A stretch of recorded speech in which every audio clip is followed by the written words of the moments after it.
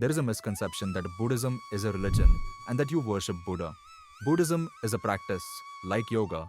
Buddha didn't just sit under a tree and magically become enlightened. He followed a step-by-step method that anyone can use. But first, some background. I am working on a 3-part video series covering the fundamentals of the Buddhist teachings. In our last video in the series, we explored the 3 schools of Buddhism, the Buddha's 4 noble truths, and the Noble Eightfold Path, the foundation of his teachings. In this 3rd and last video in the series, we'll finally be turning our attention to the elephant in the room, enlightenment. Most people think enlightenment is only for monks or gurus, but in reality, it's a mental framework anyone can follow to find purpose, peace, and power in their everyday life. The Buddha understood this one thing, which allowed him to have the mindset needed in order to realize enlightenment. Now imagine trying to climb a mountain while being stuck in the quicksand down below. If your mind is constantly lying, trying to screw people over, and getting caught in sensual pleasures like junk food or you won't have the peace and clarity of mind to climb the mountain of enlightenment.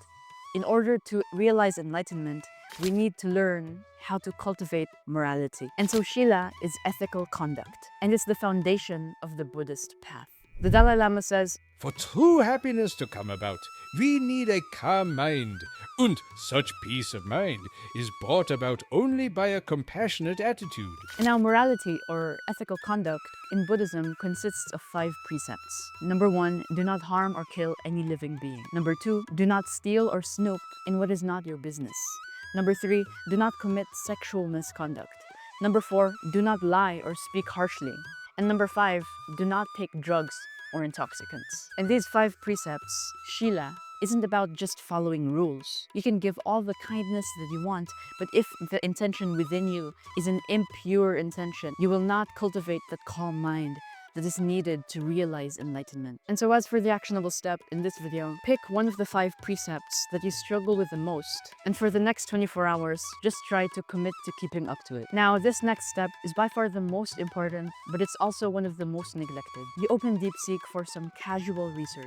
4 hours later, you're now in a rabbit hole of AI-generated conspiracies, debating if Elon Musk is a time traveler. You're tired, your brain is fried, and you forgot what you're looking for. You see, without this next step, you can't even focus on enlightenment. Your mind becomes like a monkey, jumping from branch to branch, never actually processing what is here in the present moment. And that's why this next step is samadhi. And samadhi is the practice of deep concentration and meditative absorption. To cultivate samadhi, to cultivate concentration and stillness, a useful method that I do, the Buddha does, and everybody else that in 2,500 years ago did, was meditation. Through these meditative practices, we calm the restless mind and allow ourselves to get into deeper states of concentration. And especially in our modern times, they train us to switch from one thing to another, to never sit still, to always seek the next thrill, to always look for the next violent video game, to always hop on to the next social media trend. They literally study how to get people distracted so that they can become easier to control. But we have no interest in being puppets. When they try to control us, we will sit, we will breathe, and we will focus.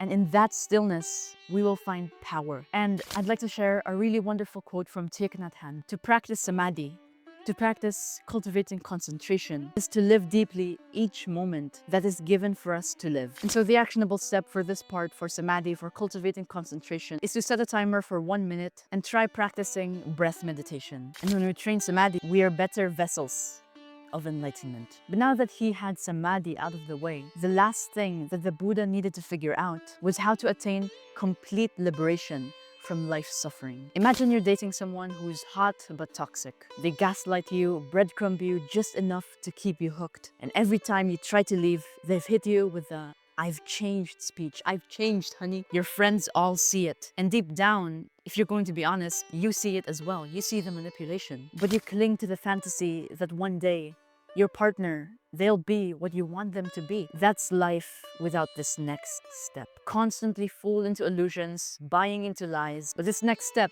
panya, or wisdom, means that you stop falling for the same tricks and start seeing through the BS. First of all, welcome to the Unfiltered section. If you're here, that means you have top 1% attention span.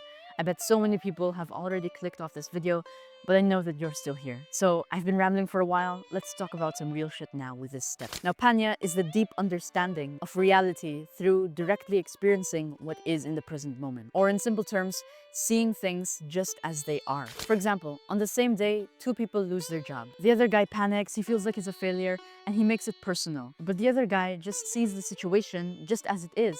It's not good, it's not bad, it just is. And instead of despairing, he starts looking for new opportunities. Now it's the same event, but it's two completely different experiences. The other guy has more panya, has more wisdom, because he knows that life isn't about labels, life isn't about concepts, life isn't about, oh, I did bad on this test or I did good in this test.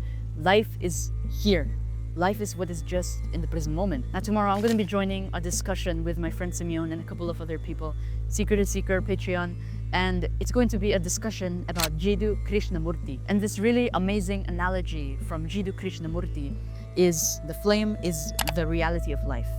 The flame is the present moment, but the smoke around the flame is the illusion that we think of life to be. I look at the sun and I say, the sun is beautiful. Even something like that, that's just a label that we put on the reality. The reality is the sun just is. And Buddhist monk Henepola Gunaratana says, ignorance may be bliss, but it does not lead to liberation.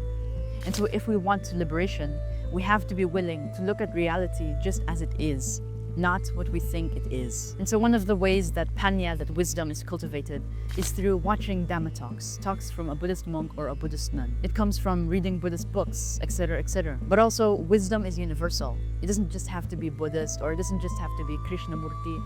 It doesn't just have to be Taoist. Now, books, readings, Dharma talks, they can be maps. They can be guidelines for us, but we must walk the path ourselves. And your actionable step for this part of this video is to just watch this Dharma talk right here. Maybe it'll pop as a card over there. Now, I've been rambling. How is this Buddhist guide to enlightenment? An enlightened person is somebody who perfectly practices all of these steps. And we may never reach that enlightened, perfect state, that ultimate wisdom. But the important thing for us to do is to all take steps in that direction. Of course, there are literally dozens of enlightenment methods that I've yet to cover in this video. And that's why we have our Discord server going over all of these methods, showing more ancient techniques, and breaking down the teachings of the Buddha in order to apply it to daily life. Literally taking you under our wing, ensuring your success, making sure you belong, etc., etc. Now, enlightenment is only a tiny part of the broader narrative. The teachings of the Buddha have a lot more to offer, and that's why I started this series in the first place, where I share all of the basics that kickstarted my journey. Click over here to watch the first part of this series, and I'll see you in the next one. As always, live in the now, because tomorrow may never come. Bye-bye.